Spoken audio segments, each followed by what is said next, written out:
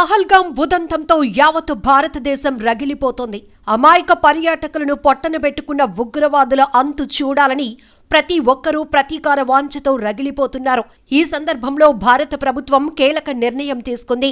భారత్ పాక్ మధ్య ఉద్రిక్తతలు తారాస్థాయికి చేరటంతో కేంద్ర హోంశాఖ సంక్షోభ సమయంలో పౌరులు ప్రాణాలు ఎలా కాపాడుకోవాలో అవగాహన కల్పించాలని నిర్ణయించింది. ఈ క్రమంలో భాగంగా దేశవ్యాప్తంగా ఈరోజు 259 లొకేషన్లలో మాక్ డ్రిల్స్ జరగనున్నాయి. దాదాపు 50 సంవత్సరాల తరువాత దేశవ్యాప్తంగా మాక్ డ్రిల్స్ చేపట్టడం గమనార్హం. కార్గిల్ యుద్ధమప్పుడు జరిగినా అవి సరిహద్దు జమ్మూ కాశ్మీర్, పంజాబ్, రాజస్థాన్ వంటి సరిహద్దు రాష్ట్రాలకే పరిమితమయ్యాయి. ఈసారి మాత్రం దేశవ్యాప్తంగా కీలక ప్రదేశాల్లో వీటిని నిర్వహిస్తున్నారు.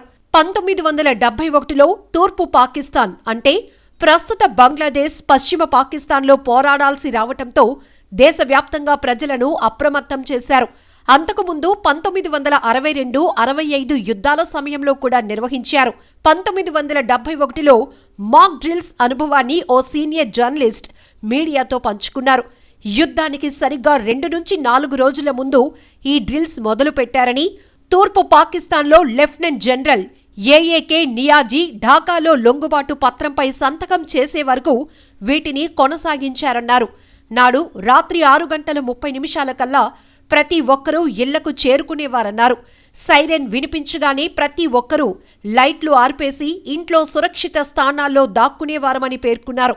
ఆ సమయాల్లో పెద్దగా మాట్లాడటం కూడా చేసేవారు కాదు. సైరన్ వినిపించగానే నేలపై పడుకొని చెవులు గట్టిగా మూసుకునేవారమన్నారు. ఇక యుద్ధం వేళ ప్రతిదీ కీలకం కానుంది. 1971 యుద్ధ సమయంలో తాజ్ మహల్ను కూడా కేమోఫ్లాజ్ వస్త్రంతో కప్పిపెట్టారు. నాడు ఆగ్రాలోని కేరియా ఎయిర్ బేస్ కూడా పాక్ లక్ష్యాల్లో ఒకటి. ఆ దేశ విమానాలు డిసెంబర్ 3వ తేదీన అక్కడ బాంబులు జారవిడిచాయి. దీనిలో ఎయిర్ బేస్ స్వల్పంగా దెబ్బతింది. యుద్ధంలో ప్రజల నైతిక స్థైర్యం దెబ్బతీయటం కోసం సాంస్కృతిక చిహ్నమైన తాజ్ మహల్ పై పాక్ దాడి చేయొచ్చని భావించారు. దీంతో ఆ మర్నాడే దానిని శత్రువు కంటపడకుండా పరిసరాల్లో కలిసిపోయే విధంగా చేసేందుకు ఒక ఆకుపచ్చటి జూటు వస్త్రంతో కప్పిపెట్టారట. ఇక దాని సమీపంలోని లైట్లు మొత్తాన్ని కూడా ఆర్పేశారు. ఇలాంటి జాగ్రత్తలే ఎర్రకోట, కుతుబ్ మినార్, జైసల్మేర్ కోట వద్ద కూడా తీసుకున్నారు.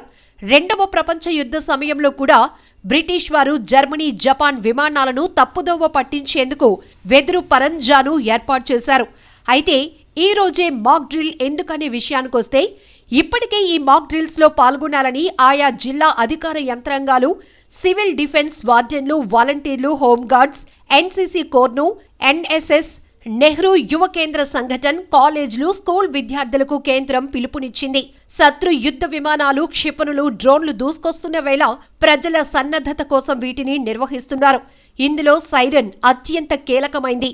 ముఖ్యంగా ఈ మాక్ డ్రిల్ ఉద్దేశం గగనతల దాడుల హెచ్చరిక వ్యవస్థల సామర్థ్యాన్ని అంచనా వేసేందుకు, వాయుసేనతో హాట్ లైన్, రేడియో కమ్యూనికేషన్ను వినియోగంలోనికి తెచ్చేందుకు, కంట్రోల్ రూమ్లు, షాడో కంట్రోల్ రూమ్ల పనితీరును పరీక్షించేందుకు, పౌరులు, విద్యార్థులకు శిక్షణ ఇవ్వటానికి, సంక్షోభ సమయంలో పౌరులు ఆత్మరక్షణ చేసుకోవటం కోసం వీటిని నిర్వహిస్తారు. అలాగే బ్లాకౌట్ సమయంలో తీసుకోవాల్సిన చర్యలను నేర్పించటం, వాటి ప్రభావాన్ని అంచనా వేయటం కోసం సివిల్ డిఫెన్స్ సర్వీసులను యాక్టివేట్ చేయటం, వాటి స్పందనను పరీక్షించటం, వీటిల్లో వార్డెన్ సర్వీసులు, అగ్నిమాపక సహాయ తరలింపు ఆపరేషన్లు వంటివి ఉంటాయి. ప్రజలను సురక్షిత ప్రదేశాలకు తరలించే ప్లాన్ల పనితీరును అంచనా వేసుకోవటానికి నిర్వహిస్తారు. అందుకోసం ఈ వ్యవస్థలు మొత్తాన్ని యాక్టివేట్ చేస్తారు. ఈ మాక్ డ్రిల్స్ లో కీలక పరిశ్రమలు, ప్రభుత్వ భవనాలు, సైనిక అవుట్పోస్టులను, విద్యుత్ స్టేషన్స్, కమ్యూనికేషన్ హబ్స్ కేమోఫ్లాజ్ చేయటాన్ని కూడా సాధన చేయనున్నారు.